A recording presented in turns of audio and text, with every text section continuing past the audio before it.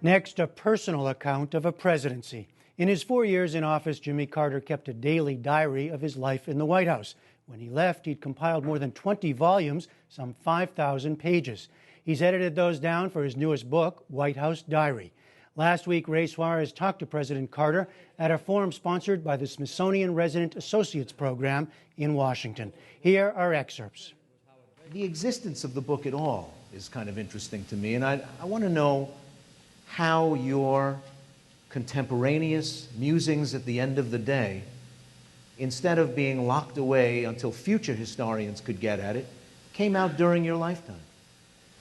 Well, 3 or 4 years ago, I started reading over some of the diary notes for other purposes, and I realized that so many of the things that I had to deal with that were very serious are on the desk in the Oval Office now for President Obama to address. The Middle East continues, energy, human rights, environment, the Koreas, China, Afghanistan, Iraq, and so forth. And I would say the main difference between 25 years ago and now is the polarization of the parties. I had tremendous support from Republicans in the House and Senate. One of my closest working allies in the Senate was Howard Baker, who was a minority leader of the Republicans. And in the House, it was Bob Michael, who was a minority leader of in the House. And so they cooperated with me thoroughly. And that's completely absent now, where the Republicans have been, in my opinion, completely irresponsible the first 18 or so months of Obama's administration. And quite often, he can't get a single vote in the House or Senate for a major goal. And I had good support. So that's changed. Dominating these pages are the road to Camp David. Yes. And you, at some evenings when you're jotting these notes down, you're pretty steamed. I know. Well, it was up and down. When I became president, within a week, I was already working on a comprehensive peace in the Middle East, because for the last 30 years, I would say the number one foreign policy prayer that I've had and commitment that I had is to bring peace to Israel and Israel's neighbors. There had been 4 wars in the previous 25 years against Israel, all led by Egypt, which was the only Arab country with enough heft to really challenge Israel.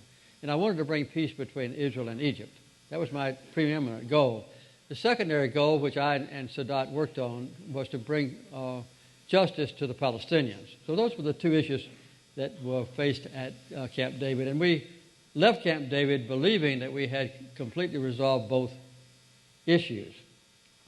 The treaty was signed now 31 and a half years ago, and not a single word has ever been violated in those years between Israel and Egypt.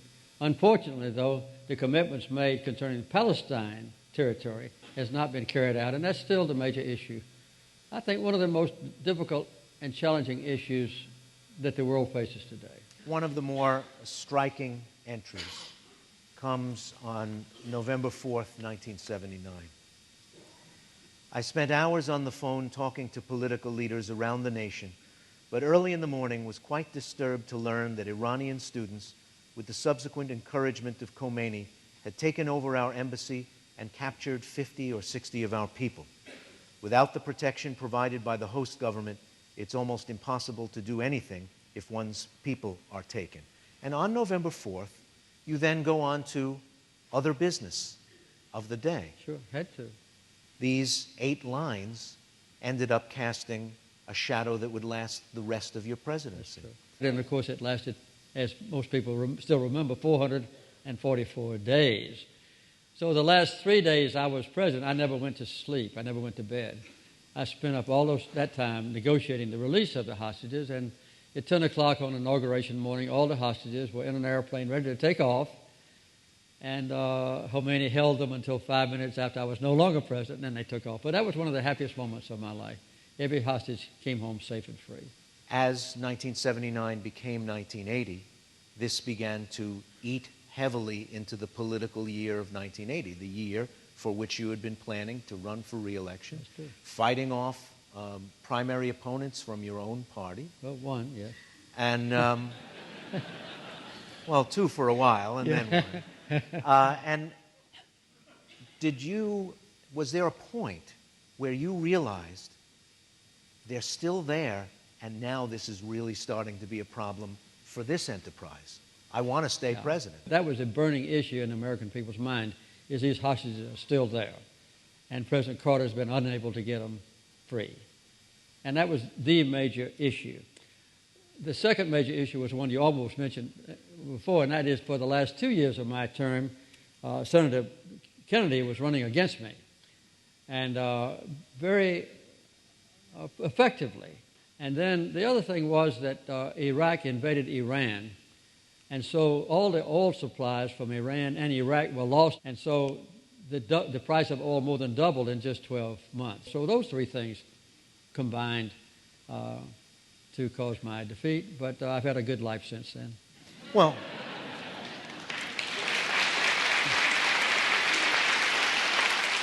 one issue that you had to tackle was energy consumption. Yes. And not always in ways that made everybody happy. You didn't tell them what they wanted to hear. You told them what you wanted to tell them. I made my best speech, I think, of all was when I went to Camp David and wrote a speech and told the Americans that we were over-consuming, that we had too much of an emphasis on material wealth and benefits and not enough on the highest ideals of morality like peace and so forth. And it was the most popular speech I ever made for a couple of days, and then my political opponents began to refer to it as a malaise speech, primarily Senator Kennedy and Ronald Reagan, and eventually it became an unpopular speech. But it had truths in it because America now is addicted to overconsumption of not only fossil fuels, but also an aversion to efficiency. You were president when the Soviet Union invaded Afghanistan. Yeah, Christmas Day, 79. Now we're there. Yes. And have just moved the date for beginning to withdraw from 2011 to 2014. What do you make of our prospects there? And is this bound to be a place where great powers come a cropper because they just underestimate how hard it is to get anything done there? Anybody that has ever invaded Afghanistan has come out the loser. And I have serious doubts that we'll prevail in Afghanistan, that is to meet the present goals that we've set for ourselves. My belief is that we will constantly reduce our expectations or our goals lower and lower and lower until we can finally get out without serious embarrassment.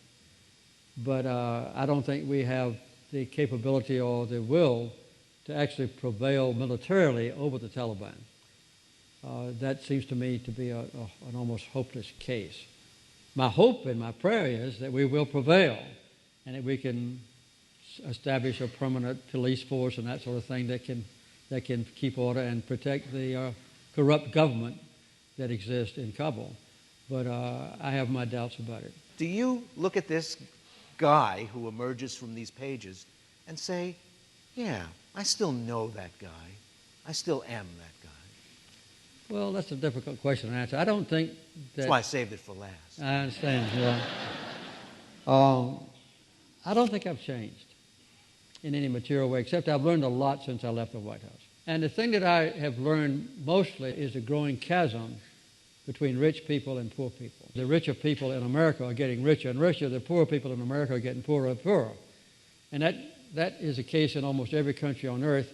And it's also the issue between rich countries and poor countries. The rich countries are getting richer and the poor are getting poorer. And as we grow further and further apart economically, we grow further and further apart in understanding each other and having mutual respect.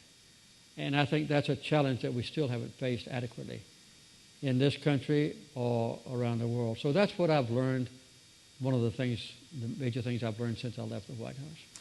The book is White House Diary. Please thank the 39th President of the United States, Jimmy Carter. That conversation took place last week in front of a live audience at the Lincoln Theater in Washington, D.C.